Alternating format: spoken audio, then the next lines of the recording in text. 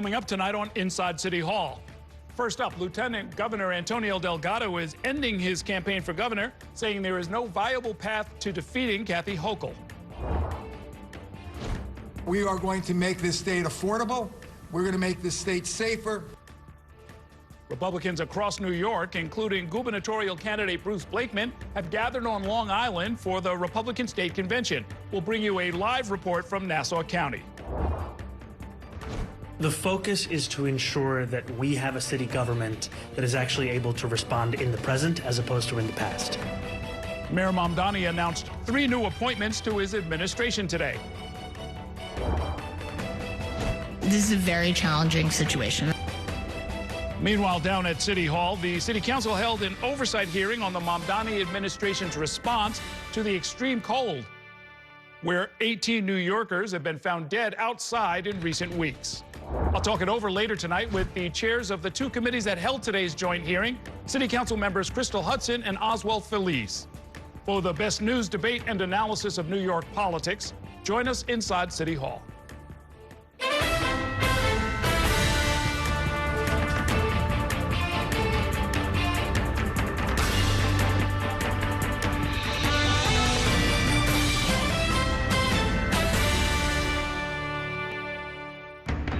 Good evening. Welcome to Inside City Hall for Tuesday, February 10th, 2026. I'm Errol Lewis. Lieutenant Governor Antonio Delgado is dropping out of the race for governor, clearing the way for Governor Hochul to run unopposed in the Democratic primary this June.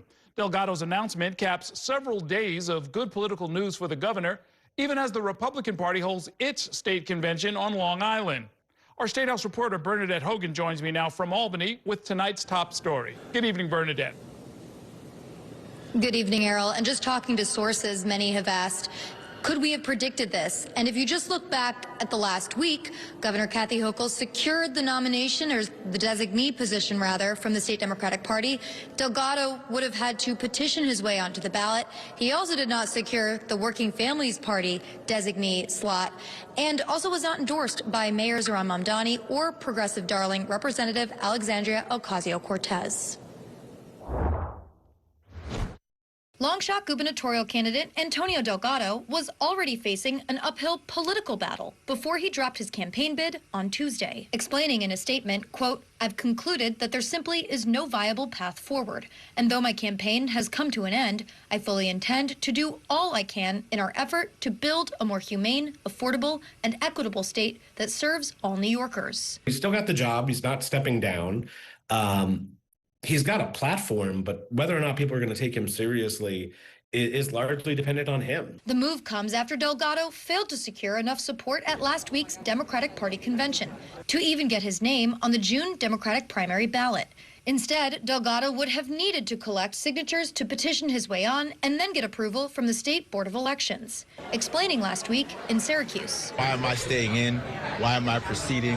Why am I continuing on despite the fact that there are folks that are moving a certain direction? I'm responding to that. I'm responding to the people and their issues and their concerns. Then, the Progressive Working Families Party also declined to endorse Delgado and his running mate, India Walton. I think we would have seen a lot of different, excitement around him as a candidate, and we didn't see that in fundraising. We didn't see that in volunteers. We didn't even see that in statements. Running on Hochul's left flank, adopting the positions the governor opposes, like taxing the rich, Delgado also missed endorsements from top legislative leaders in Albany, Mayor Zohran Mamdani, and Representative Alexandria Ocasio-Cortez. It's a good idea. Whether it was the mayor of New York City or AOC, it was just very clear that there was nothing that defined him particularly in a way that would make him catch on. Hochul is now running unopposed ahead of the June primary. Celebrating in a statement, a Hochul campaign spokeswoman didn't even mention Delgado by name. Quote, "Governor Hochul has spent all year uniting her big tent party around a vision for affordability and safety for every New York family. She's pretty strong and powerful, and her polling numbers are great, and she was able to consolidate the vote last week at our convention, which isn't always something that happens. Delgado previously represented New York's 19th congressional district, covering parts of the Hudson Valley, before Hochul appointed him in 2022. Last June, Delgado explained his decision to challenge his boss because he thought Hochul cut him out of key decisions. But Delgado failed to catch up to Hochul, trailing her by an over 50-point margin, according to a recent poll. Running slightly to the left of Kathy Hochul does not make you, the next Zohran Mamdani. And besides the lack of endorsements from prominent progressives, Delgado is also trailing Hochul in the fundraising numbers. Errol? And so while he'll be lieutenant governor until, I guess, around this time next year or early in January, if he's not running, he's already a lame duck in an office that didn't have that much power to begin with. Is that about right? Well, not only that, but also Delgado has been stripped by Hochul of staff, of funding, of positions on certain panels that he had been installed on back when they were on good terms and when he was originally appointed in 2022. So the question remains, what exactly can he do and will he do? I mean, he's basically been operating as his own agent as an elected official, making over $200,000, but not appearing side by side with Governor Hochul. And to be fair, he is saying some of the same things that the Working Families Party, the Democratic Socialists, yes, and a lot of progressive legislators say they believe in. They're just not lining up behind him. That's right. And Delgado has tried to make his case to those left-leaning groups. He was in Puerto Rico at the annual political conference down there, standing with those who oppose New York's agreement to approve a natural gas pipeline connecting the tri-state area, but specifically passing through the harbor in New York. He has also said that Hochul should tax the wealthy, which falls in line with Mayor Mamdani and other progressives, and actually both heads of the chambers here in Albany, the state Senate and the assembly leaders. But this is a political game, as you know, Errol, and Delgado decided to launch a gubernatorial bid back in June in the midst of a really intense mayoral primary, and not that much attention was on this. And in New York, you kind of need to start making those political connections and drawing a political line years in advance before you want to challenge a sitting incumbent governor who frankly does have a massive war chest. Okay, on a different subject, Bernadette, Mayor Mamdani is heading up to Albany tomorrow. What is he expected to tell state lawmakers? Well, first and foremost, Errol, Mamdani needs to make the case that New York City needs more money. He's already presented to the press and to the public that there is a $8 to $10 billion gap that he wants to plug, and his main argument right now is that the State House, the legislative leaders, and Governor Kathy Hochul should enact a wealth tax that would then provide New York City with additional funding. He also is asking for restructuring of the way that New York City tax dollars gets distributed to upstate, to poorer counties, poorer cities. He wants a bigger return on his investment to come back to New York City. He said that's not just for new projects, but also for just keeping, the trash getting picked up, for example. But when I've been talking to some legislators who are on the committee that he has to testify in front of, which is the Ways and Means, and it's a joint committee between Ways and Means and Finance, some of them say that they've just been asking what exactly they're going to ask Mamdani. So his press people want to know what kind of questions he'll get. And then some have said, listen, I'm not even on that committee. Why are they asking what questions I'm going to ask? But Mamdani did speak exclusively with our Bobby Cusa earlier about his pitch. Take a listen. And I want to be very straightforward with lawmakers about how we got to this point, what the scale of the deficit is, what we're looking for in terms of Albany's help.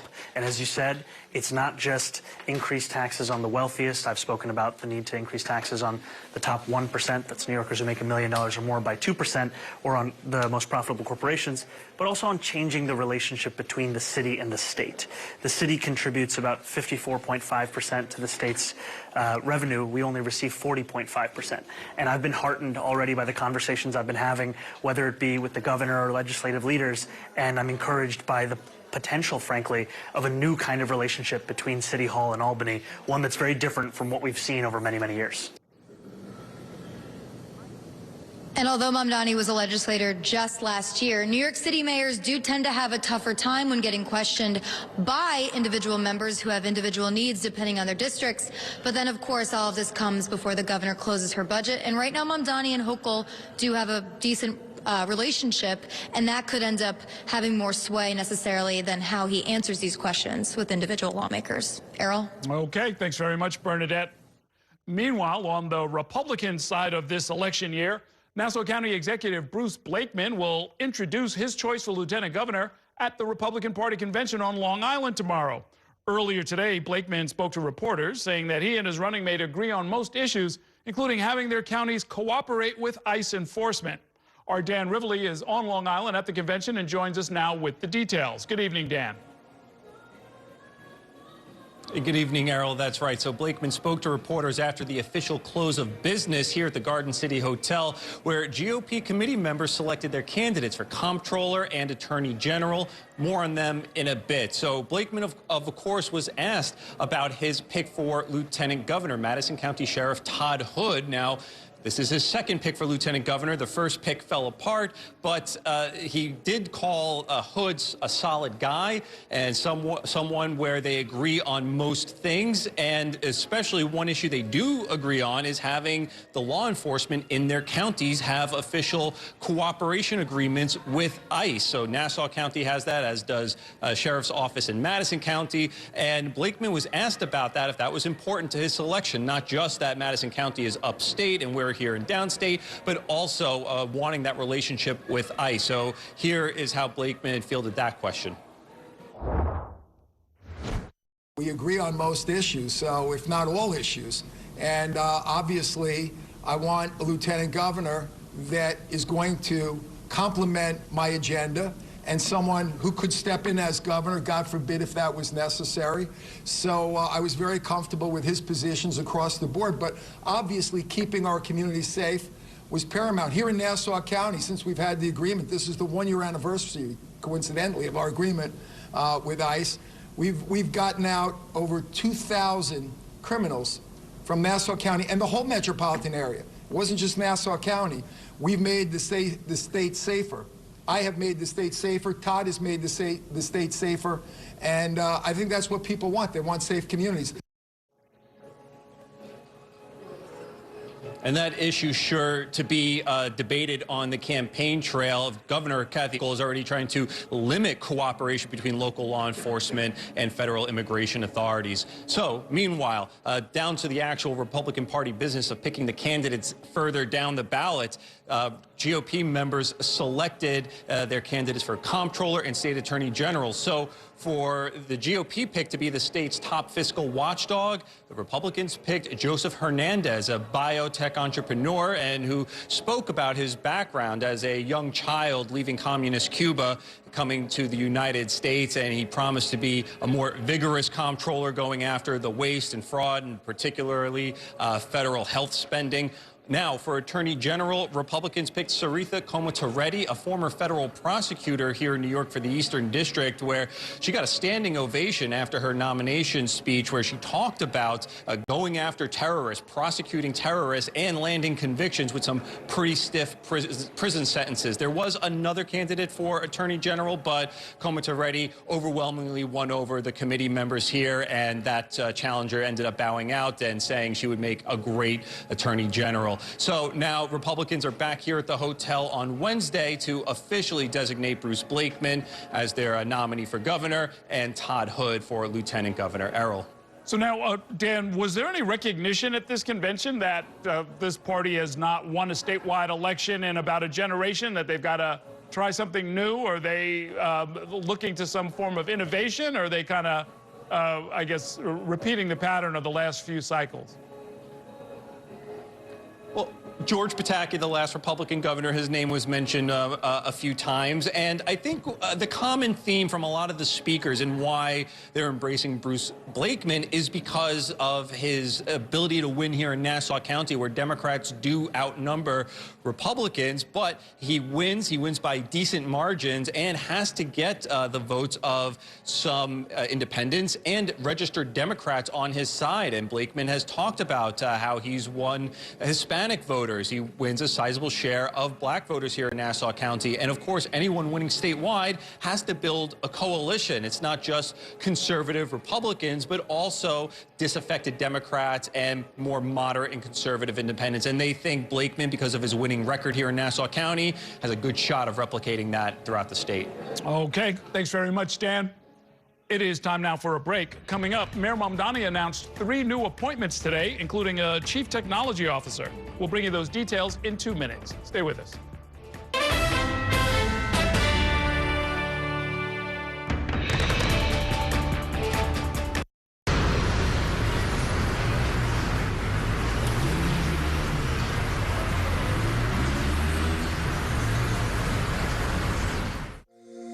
Every day tells a new story. At Mornings on One, we're dedicated to bringing you the stories that matter most to start your day.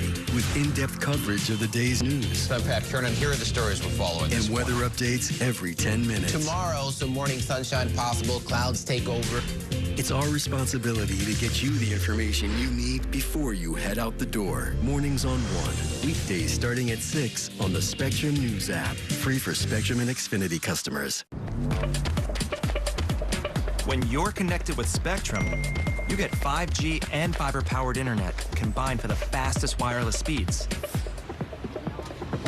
So you can sweat for the right reasons. It's only the seamless connection you love at home, everywhere you go. It's only everything.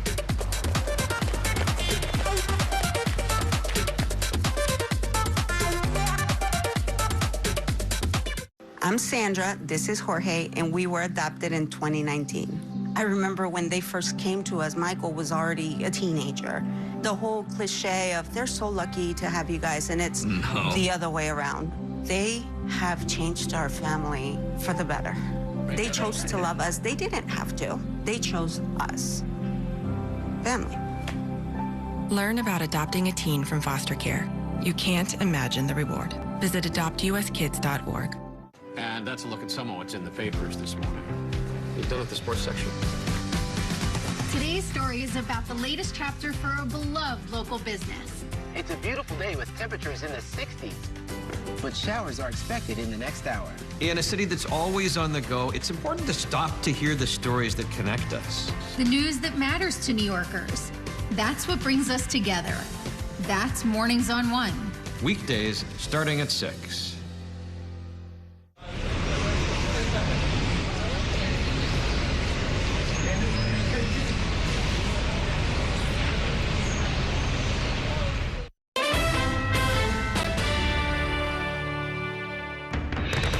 Welcome back to Inside City Hall. More than a month into the job, Mayor Mamdani continues to add new members to his team. Today, the mayor named 3 agency leaders, all of them government veterans. Our Bobby Kuza was at the announcement and joins me now with more. Good evening, Bobby. Good evening, Errol. And the mayor does still have some jobs to fill. The Social Services Commissioner, Molly Wassow Park, just submitted her resignation this week. The Emergency Services Commissioner is leaving this week, but there is now new leadership at several other, maybe lower profile agencies that the mayor rolled out today. On Tuesday, Mayor Zohran Mamdani was greeting seniors at the Sage Center in Fort Greene, Brooklyn, which caters to LGBTQ seniors. He was also introducing them to the newest members of his team, including the woman now in charge of centers like this one, Commissioner of the Department for the Aging, Lisa Scott McKenzie. I bring decades of experience in public service. Scott McKenzie most recently served as Chief Operating Officer at Hochul Hospital in Bed-Stuy. In her leadership, we will see an easier city for older New Yorkers to keep living in, and a city where they can even afford to dream of staying in for the rest of their lives. Mamdani also tapped longtime government veteran Nisha Agarwal as Commissioner of the Mayor's Office for People with Disabilities. Her previous jobs included Commissioner of Immigrant Affairs under Mayor de Blasio, where she rolled out the ID NYC Municipal ID card in 2015. She'll bring personal experience to the job, having subsequently suffered a stroke and been diagnosed with brain cancer. You learn a lot about things that have not worked, and now I'm excited to work with the administration to make it more accessible to everyone. Also on hand was Lisa Galopter, who will serve as the city's Chief Technology Officer and Commissioner of the Office of Technology and Innovation. Her long career in tech included a stop in the Obama administration, where she launched technology initiatives at the Department of Education. We're going to have to look at technology across the board. I think internal, I think external. What she brings with her is both an awareness of what the public sector can look like at the highest levels of service, speaking about from the Obama White House, and then also what it can look like in the private sector, to deliver that for New Yorkers so that for working class New Yorkers, it's easier than ever to engage with their city government. And separately today, the mayor announced a series of rental rip-off hearings. This is something he had first talked about early in his administration. There's going to be hearings around the city, the first one on February 26th, where people can come and give their sort of horror stories about renting here in the city, and then the administration is supposed to come up with a report and some policy recommendations after those hearings. So with these administration picks, despite there being 80,000 people who sent in resumes or whatever that number was, they're doing a kind of traditional job of finding people already in government or who have government experience. Yes, and it seems like there, first of all, there have been a lot of appointments that we've seen from people who worked in the de Blasio administration or who otherwise have government experience, which I think initially was something that people wanted to see because Mamdani is relatively inexperienced. And we saw in all three cases of these appointees named today that they have extensive government experience both on the city and federal level. And you, of course, are the co-host of the Off Topic podcast. You had a few off-topic minutes with the mayor today. What did you guys talk about? Well, yeah, as I think Bernadette mentioned earlier, we had a few minutes with Mamdani where we got to ask him a few questions. We talked about, policy stuff, including what he's going to be lobbying for in Albany tomorrow, as well as the Code Blue situation. But then on a lighter note, we asked him about weighing in on the Super Bowl halftime show, which I know was sort of controversial in some corners. Here's what Mamdani had to say. I love Bad Bunny, and I also love Toñita, which was amazing to see her there. So thank you for the best halftime show I've seen in a while. Toñita, of course, is the Puerto Rican lady who runs this Caribbean social club in Brooklyn, something of a New York icon who also appeared at the Super Bowl. Yeah, I was glad to see her there as well. Thanks very much, Bobby. Police Commissioner Jessica Tisch discussed the state of the NYPD in an address this morning. Tisch spoke of restoring trust in the department and announced changes to officer training, as well as the addition of 200 additional officers on the ground in the Bronx. Our Ayanna Harry was at the speech today and joins me now with more details. Good evening, Ayanna. Errol, despite the skeptics, the police commissioner said her partnership with Mayor Zohran Mamdani is working as the NYPD continues to focus on hyperlocal precision policing. The commissioner saying the results are real. From responding to tense protests to a mass shooting in Midtown. Reflecting over the last year for the NYPD, Police Commissioner Jessica Tisch declared, "The state of the NYPD is strong." In her State of the NYPD address Tuesday, Tisch acknowledged when she was first appointed, the department was in the midst of a leadership crisis. Tisch prioritized restoring public trust. It meant making difficult personnel decisions, confronting practices that had gone unexamined for too long. Now focused on the future, Tisch announced sweeping changes. The police academy will be renamed for the late detective paralyzed in the line of duty, Stephen McDonald. Cardinal Timothy Dolan and Reverend A.R. Bernard will lead the NYPD chaplains unit. And new regular training will be implemented on constitutional policing, de-escalation, and alternative uses of force. We are doing this because we ask officers to make hard decisions in moments that unfold quickly and that carry real consequence. With an emphasis under Commissioner Tisch on hyperlocal precision policing, last month the city had the lowest number of murders, shooting victims, and shooting incidents ever recorded in the month of January. And to address persistent crime concerns, the Bronx will soon be split into two patrol borough commands, Bronx North and Bronx South, bringing 200 new officers to the Bronx and specialized units, including homicide squad detectives, evidence collection teams, narcotics teams, neighborhood safety teams, and auto crime units. Bronx Borough President Vanessa Gibson tells New York One she'd like to see the number of new officers for the Bronx doubled to 400. Residents say they do want to see the police presence. They don't want to be victims of a crime. And the commissioner said the 311 system will be modernized to help officers better respond to quality of life complaints. Errol? Thanks, Ayanna. We're going to take a short break now, and when we come back, the City Council held an oversight hearing today probing the Mamdani administration's response to the extreme cold. We'll tell you what the council heard about the deaths of 18 people who died outdoors. Stay with us.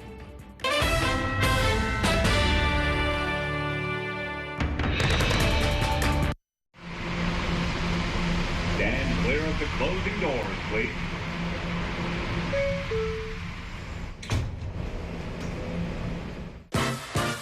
There's nothing quite like the feeling of going to the theater. Onstage celebrates that excitement every week by taking you behind the scenes with the latest news and in-depth interviews of the hottest shows on and off Broadway. So grab a seat, because this is a show you won't want to miss. Join us every Saturday and Sunday at 7:30 p.m. for Onstage. Onstage is presented by your Tri-State Cadillac dealers. Discover which Cadillac is right for you and elevate your journey.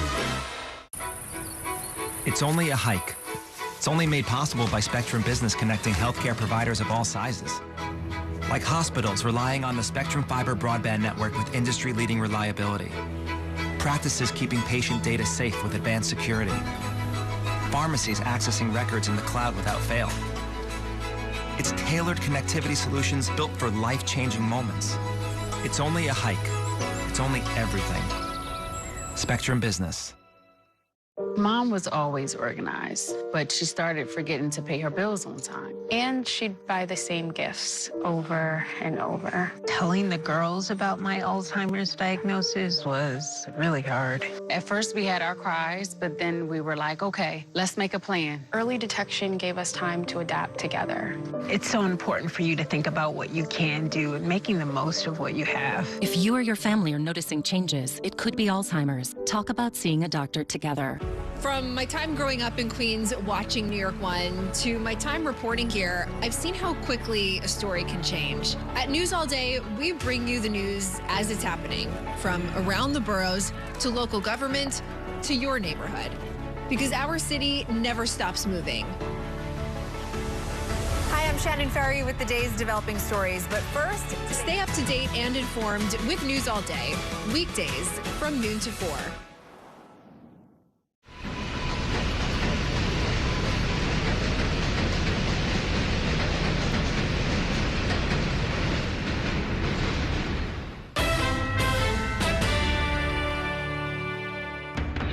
Welcome back to Inside City Hall. Members of the Mamdani administration were grilled by the city council today over whether enough was being done to keep homeless New Yorkers safe during this winter's frigid cold snap. Lawmakers took particular issue with the narrow set of rules that govern how and when city workers can remove people involuntarily from city streets.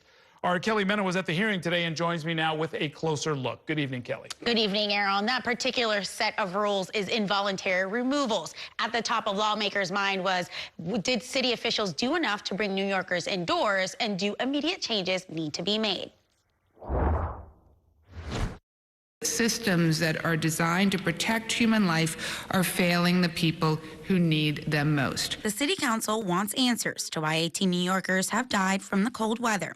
Since January 19th, the city has been in a code blue or been experiencing below freezing temperatures, leading to a growing death toll. How can a person refusing to come indoors in freezing weather, where they are obviously at great risk of potentially dying, not be assessed to be a danger to themselves? If an individual is completely lucid, they are dry, they are wearing enough layers of clothing. Of when speaking, and their approach. The NYPD say a case-by-case basis assessment is done on each person found out on the streets. If our officers encounter them, they're coherent, they're answering our questions, they are not exhibiting signs of mental illness, but again, it's very Specific. As of Tuesday, 37 New Yorkers have been removed from the city streets and over 1,400 have been placed in shelters, according to the mayor. People who weren't removed were checked on every 4 hours during the Code Blue and every 2 hours during the enhanced emergency. Speaking to New York One, the mayor didn't say whether he wants to see the state law relaxed, instead praising the city's work overall. What they've done is kept people alive amidst a temperature that on Sunday it was colder in New York City than parts of Antarctica. Since the city plunged into frozen temperatures, there have been 400 outreach workers on the streets, dozens of warming vans and centers activated, as well as 4 new shelters opened. City officials called the deaths a tragedy. There was a precipitous drop in temperatures that was incredibly dangerous and deadly. And the city's medical examiner's office said today that out of those 18 deaths, they confirmed 15 are directly related to hypothermia. Errol. So when it comes to this question about what happens if somebody appears to have enough clothing, at least to get them through the next few hours, and they don't want to come in, the law is that they must be left alone? Yes, that they can't just be taking off city streets. And I think, you know, it's interesting that now we're talking about maybe involuntary removals is the threshold there is too high, because I remember when Mayor Adams tried to do a similar thing, you know, there was a lot of pushback and that you can't just take, you can't violate anybody's rights to be outdoors. So I think this right now is becoming a question of whether the cold weather itself is part of that threshold and how on a case-by-case basis do you meet those things so that you are making the right calls at the right times and people aren't just staying outdoors being exposed to these extreme temperatures. Did they spend any time on the question of what happens to people if they do go along? 1,400 people, you say, were you know, given some form of shelter.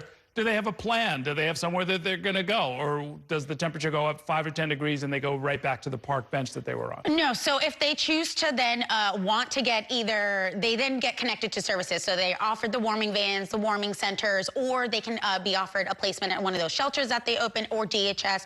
They'll connect them to services and even get them the transport there if that's what they need. From there, they'll go into the intake process and then they can stay a night, stay a few hours, and then maybe if they want to go back out, they can be released back to the streets. But the goal obviously is making that contact and making sure that they're getting indoors during those really, really cold nights, because that's when the weather really picks up and can be so severe. Okay, thanks very much, Kelly.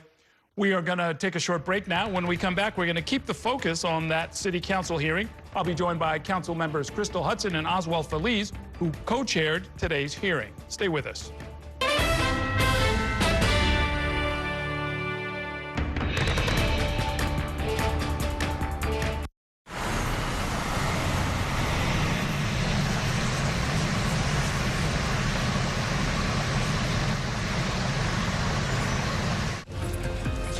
My time at New York One has shown me that in the city that never sleeps, the news never stops. So as the day winds down, turn to the rush hour. Good afternoon, I'm Monica Burke. To catch up on the stories that matter across the 5 boroughs, with in-depth interviews from the city's newsmakers, plus the latest forecast. Catching you up with today, preparing you for tomorrow. Right here on the Rush Hour. Weekdays from 4 to 7 p.m. It's only a slice. It's only made possible by Spectrum, connecting businesses of all sizes, like small businesses, instantly serving up orders and inventory on the Spectrum Fiber broadband network. And factories, seamlessly connecting to farmers in the field with tailored solutions that always deliver. It's only a slice. It's only everything. Get your business free fiber-powered internet forever. Call to find out how. I'm Chris Jakimick. I served in the United States Air Force and I deployed 3 times. So in 2017, I was serving as an Air Force First Sergeant. Our motto in that role is my job is people, everyone is my business. But unfortunately in that year, I would lose my own brother, Lance Corporal Adam Jakimick, to suicide. The majority of veteran suicides are from guns. I store my weapons securely, not only for myself, but for my family. My service never stops. At Spectrum Noticias, we recognize that our New York City community is vibrant and diverse. Spectrum Noticias delivers balanced coverage of the stories that matter in our communities and across the country. Our journalists are based in the neighborhoods we cover, ensuring you get in-depth reporting on what's happening in the places we call home. So join us at Spectrum Noticias. We're always on, always there for you. Now available on your TV. Check your local listings. Also available on the Spectrum News app.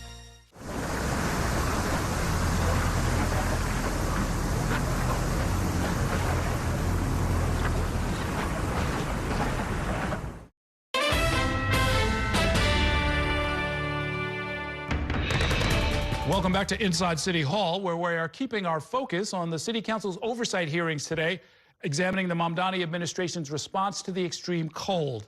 This comes after the number of people who have died outdoors in the last couple of weeks has climbed to 18. Joining me now to talk more about this are the two lawmakers who led today's oversight hearing. Councilmember Oswald Feliz represents the neighborhoods in the Bronx that include all or part of Fordham, East Tremont, and Belmont. He is the chair of the Committee on Public Safety. Councilmember Crystal Hudson of Brooklyn represents parts of or all of Fort Greene, Clinton Hill, and Prospect Heights and Crown Heights. She is the chair of the General Welfare Committee. Good evening. Welcome back to the program. Good to see the both of you. So tell me about the enhanced Code Blue. When temperatures go down, something's supposed to change in the city as far as its response. It's also supposed to proactively go out and do certain things. That was really the subject of today's hearing. What things were supposed to happen, and how would you assess the city's response? Well, there's, in addition to the enhanced Code Blue, there's also a priority list for folks who are known to the city who might be experiencing chronic illness or are known to have, you know, let's say not as many clothing items on for this type of weather. And so those types of, the outreach for those types of folks would be enhanced. Outreach is already 24/7 during Code Blue, but enhanced Code Blue just means that the services are more specific to some of those populations. And the emergency services in general, including public safety and the police department and so forth, we saw a number of different briefings. How would you assess how they performed compared to what they said they were going to do? Yeah, so I guess I'll start by saying this was an extremely difficult time for not only homeless populations, but also for DHS. We're talking about populations that are vulnerable in a state of crisis, but also populations that don't want to engage with our systems because they've had bad experiences with not only city workers, but also our shelter systems, which they say in some cases is unsafe, and also environments that they do not want to be around. The city did a lot to make sure that we were reaching homeless populations. We reached, the city reached thousands of people, but the big question was whether we took steps to make sure that we were not only reaching them, but also providing them with a safe, warm place where they would say, yes, I'm willing to accept help, and I'm willing to spend the night or the weekend in this specific place rather than being outdoors. Yeah, so when somebody is brought in from the cold, whether they're coming from an encampment or anywhere else, where specifically do they go? There's a temporary warming center, I imagine, but then what's the plan for them? There are stabilization beds, safe haven beds. Those are the types of beds that are available to people coming directly off the streets. The number of those beds has expanded in the last few days from the administration, but we knew also from advocates that there were beds that were being unused. Stabilization and safe haven beds specifically. And so, you know, obviously the idea is to get people off the streets into warm, safe shelter with the long-term goal of the numbers. Of course, the coldest months of the year are generally November through, let's say, February. I would say the average amount of deaths that happen due to hypothermia is in the 30s. I would say 17 or 18 individuals losing their lives within the span of 3 weeks. That does sound like a lot. And what's your take on whether this is an unusual year compared with prior years? You know, as a lifelong New Yorker, I have personally experienced or seen, or I don't remember 18 people dying in such a short period of time from extreme weather. Are you calling for, or do you think you might want to call for any changes to policy based on what you heard today? Yeah, I think a lot of the issues we heard about seem to be systemic, things that we know have been occurring for a very long time. You know, as Councilmember Feliz said, when people are on the street, it's because they've had traumatizing experiences, likely in congregate shelters or traumatic experiences with the police department or outreach teams or whoever it may be. And, you know, for the most part, they've chosen to be on the streets. We should never get to a point where people are, you know, choosing to be on the streets as opposed to being in shelter, whether congregate or otherwise. And so I think what we need to do is really look at some of these safe haven and stabilization beds, expanding the number of those beds available, getting people off the streets as quickly as possible, wrapping them with all sorts of services and resources and care so that we can get them into permanent housing, whatever their needs may be. I see. And what do you think? I agree. I think we need to do everything to make sure that we're providing systems where homeless individuals were reaching them, but also providing systems where they would be happy to stay in our different systems, homeless shelters, but also in different warming centers that we might have available. But I think another thing that one important part that the DSS commissioner mentioned was that in January, the temperature drastically dropped. And I looked at the Weather Channel, and basically it showed that in early January, the temperature was as high as 53 degrees. By January 19th, later that week, the temperature was as low as 8 degrees.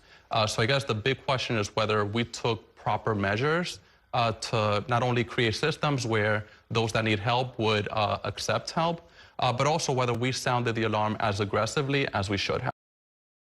This crisis, and we have many homeless populations that are avoiding our systems for many reasons. So the big question is whether we sounded the alarm as aggressive enough so that, yeah, we could be able to take proper measures so that this would be avoided. But that question is actually important, right? I mean, I've heard this from advocates over the years that the number of people who are sleeping in the parks, on the subways, and on the streets is a representation, or is a sort of people voting with their feet, literally, about safety in the shelters, or whether it's, you know, fear of being robbed, or fear of being disrespected, or inconvenienced, or given bad food, or something like that. Do we need to sort of investigate why people would prefer to risk their lives on the streets rather than come into a city-run shelter? Yeah, without a question. On that issue, we need to make sure that we're thinking about long-term solutions, including creating affordable housing, but also supportive housing. Some of these individuals are facing housing issues, but also mental health challenges. So we need to make sure we're providing all the help that they need, which includes housing, but other measures. But absolutely, we need to think about our homeless shelter and think about ways and steps that we can take to make sure that if individuals are having an emergency and there's severe cold weather outside, so they could comfortably say that they will stay there and not have issues like the one that we saw. I would add just very quickly, we heard from somebody today who gave testimony, who came in person from a shelter and specifically stated that he slept last night in the cold weather temperatures by choice because of a conflict he was having with one of the staff members at that shelter. So we've collected his contact information. My office will be following up with him. But that is a perfect example of people, like you said, voting with their feet, making a choice to not be in the shelter because of traumatic experiences, adverse experiences, and those are absolutely instances that we need to investigate. Thinking more long-term, Councilwoman, my understanding is that there are about 2,000 vacant supportive housing units throughout the city. It's hard to get those beds. It's hard to get them online. They have a lot of the wraparound services that you're talking about, and they have a population that very badly needs those services. How do we get that? You know, how do we get those beds filled, basically, if we're already paying for them and they already exist and we know that the need is there? We need more of our systems to be talking to each other more regularly. Even, you know, one line of questioning that we took today and, you know, sort of confirmed, there's no real-time data or information available to outreach workers, as one example, right? So if you're an outreach worker, you're going to visit somebody who you know is chronically on 42nd Street, you know you have access to the data before you start your shift, and then you enter the data from your shift at the end of your shift. But in real time, you don't have access to how many supportive housing units might be available in that immediate area, how many stabilization beds might be available in that immediate area. And that's not really sustainable, I think, long term, if we're really trying to support the people with the greatest needs who are living on our streets. I mean, that's an AI search, right? I mean, the data exists, right? You just need it's there. Well, the commissioner did say today that they're looking to move to an app-based you know, service so that they can access that information in real time. Right. But these are investments that we should absolutely be making and that, frankly, we should be prioritizing. If we are talking a year from now, what do you think needs to be different as far as the city's response? So we know that generally from November through, let's say, February, we experienced temperatures that could be dangerously cold. And we also know that we're in a homeless crisis, that we have not exited. We're still experiencing a homeless crisis. And we're also in a crisis where homeless individuals do not feel comfortable engaging with our system and entering our systems. So if we know that, number one, we have individuals that might end up sleeping in our streets due to the fact that they don't feel comfortable with our systems, and we also know that it's going to be dangerously cold, we should be doing everything that we've been hearing this past week, including more warming centers in different parts of the city, opening up our schools, making sure that our hospitals are also open as safe, warm places, more buses, and much more. Okay, we'll leave it there for now. Thanks so much for coming by. Thanks so much for having the hearing, actually, so we can find out what is going on in this particular season. Thank you for having us. Thanks a whole lot. All right, let's take a short break now. When we come back, we'll bring you the details on another high-stakes hearing, this one in Washington, D.C. Federal immigration officials were grilled by lawmakers about enforcement tactics and the president's deportation campaign. We'll bring you those details in 2 minutes. Stay with us.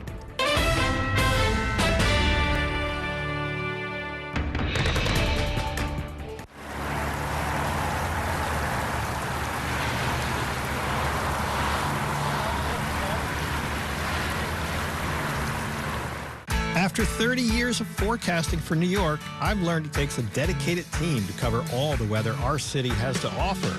As Chief Meteorologist at New York One, I'm honored to be able to help New Yorkers plan their day. Morning, noon, or night, our team is here to bring you accurate forecasts you can count on, from severe weather updates to our weather on the ones.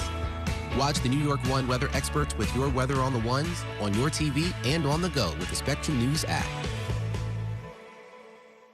I moved from Dallas to Los Angeles all by myself. The order of things I wanted to set up was internet, water, then power. I needed to take a shower, but I really did need the internet for work and to watch my shows. That's kind of a crazy thing to admit in front of a camera. Pretend I didn't say that. I got to Spectrum. I was so relieved that I was getting the best bang for my buck. It was a huge weight taken off of my shoulders. Real customers, real savings. To see how much you can save, visit spectrum.com/save. I'm an ex-drug dealer, and I'll be your sub today.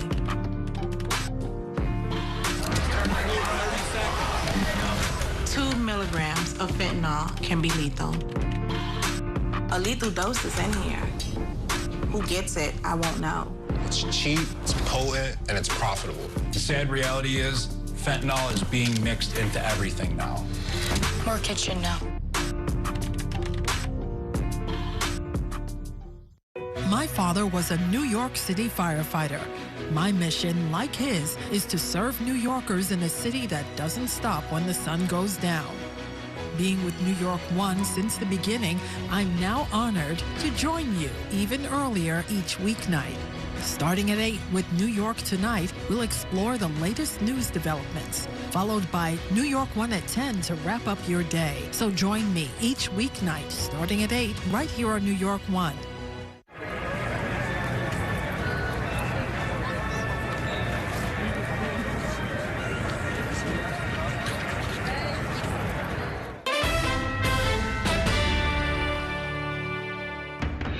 Welcome back to Inside City Hall. The officials overseeing President Donald Trump's mass deportation campaign appeared at a tense congressional hearing earlier today.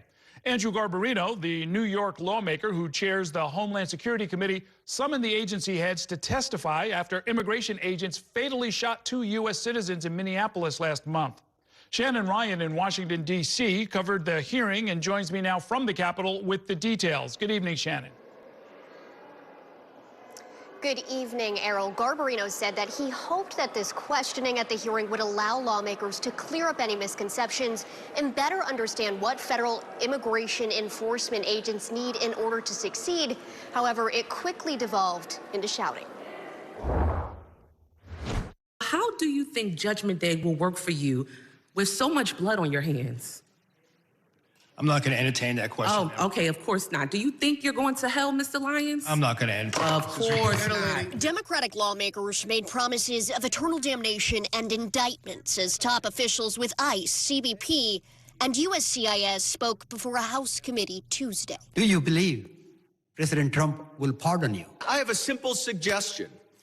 If you don't want to be called a fascist regime or secret police, then stop acting like one. Long Island Republican Congressman Andrew Garbarino, who chairs the committee, requested the hearing as the number of GOP lawmakers questioning the Trump administration's immigration enforcement tactics jumped following the killings of protesters Renee Good and Alex Preddy in Minneapolis. I think it was a very positive hearing. I think a lot of questions were answered, and I think this helped calm people down.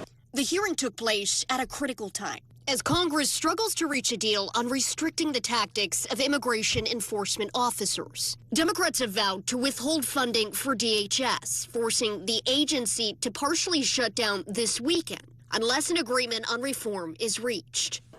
Let me be clear. Shutting down DHS makes America less safe.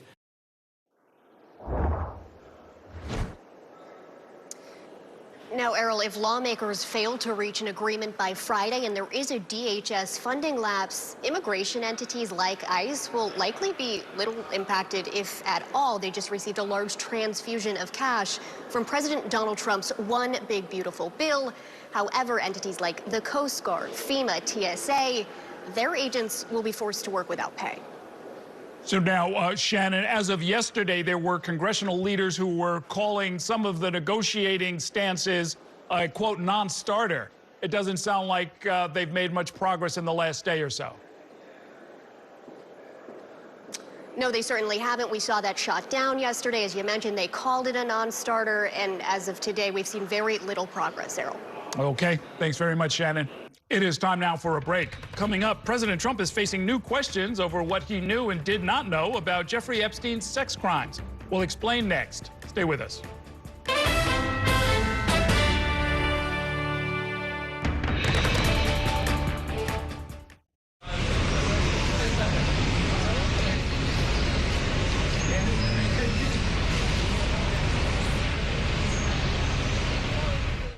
We have so many ways to stay connected.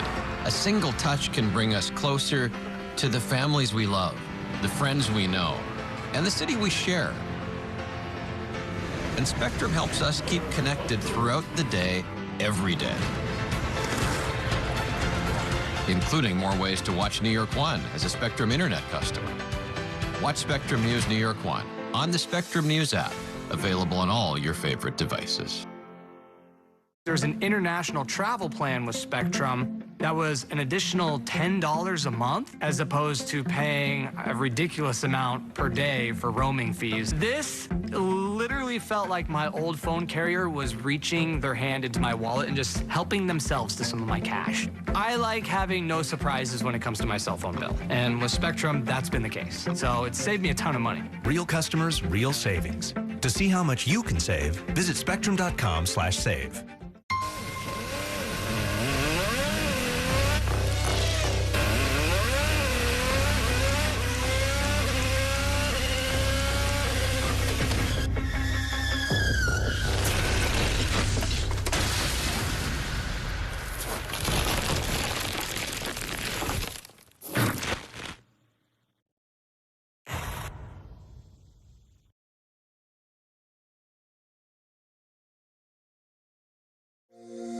Every day tells a new story. At Mornings on One, we're dedicated to bringing you the stories that matter most to start your day.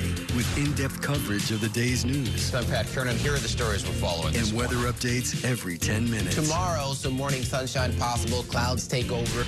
It's our responsibility to get you the information you need before you head out the door. Mornings on One. Weekdays starting at 6 on the Spectrum News app. Free for Spectrum and Xfinity customers. Stand clear of the closing doors, please.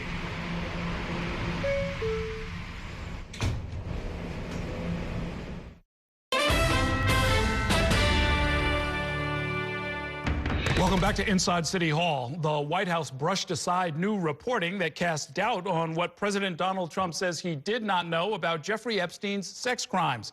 Meanwhile, the president's Commerce Secretary, Howard Lutnick, was grilled at a Senate hearing about his own relationship with Jeffrey Epstein.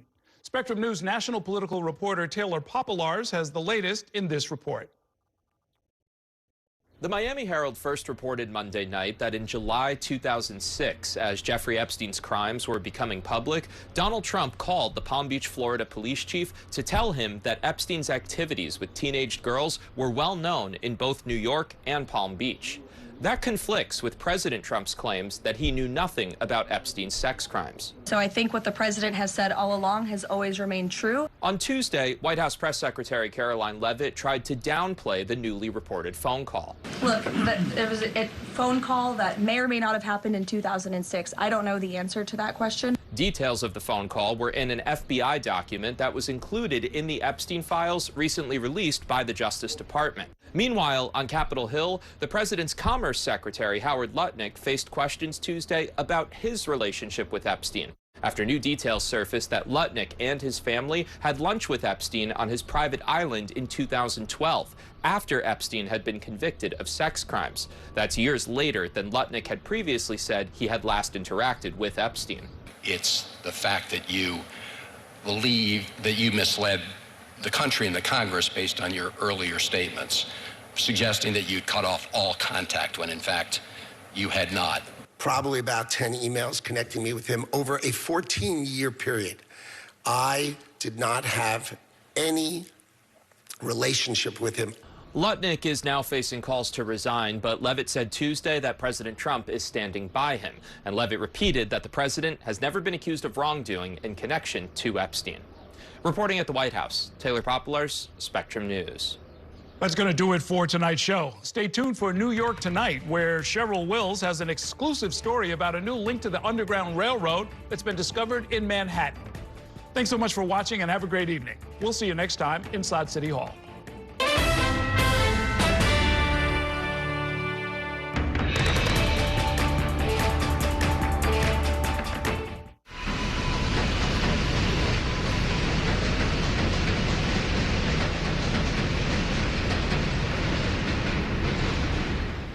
And that's a look at some of what's in the papers this morning.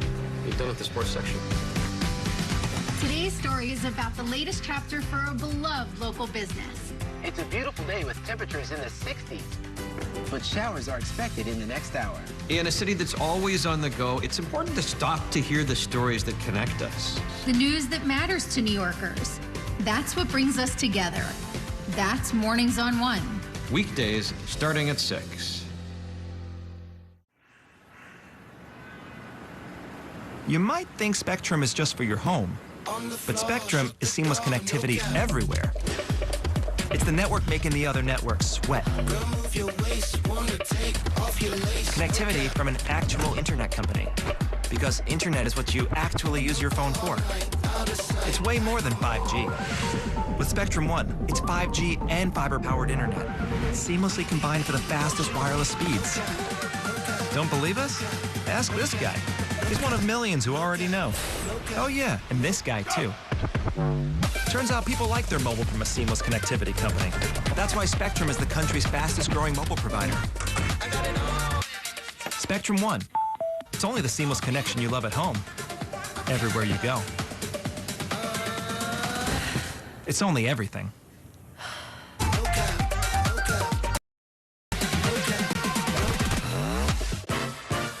There's nothing quite like the feeling of going to the theater.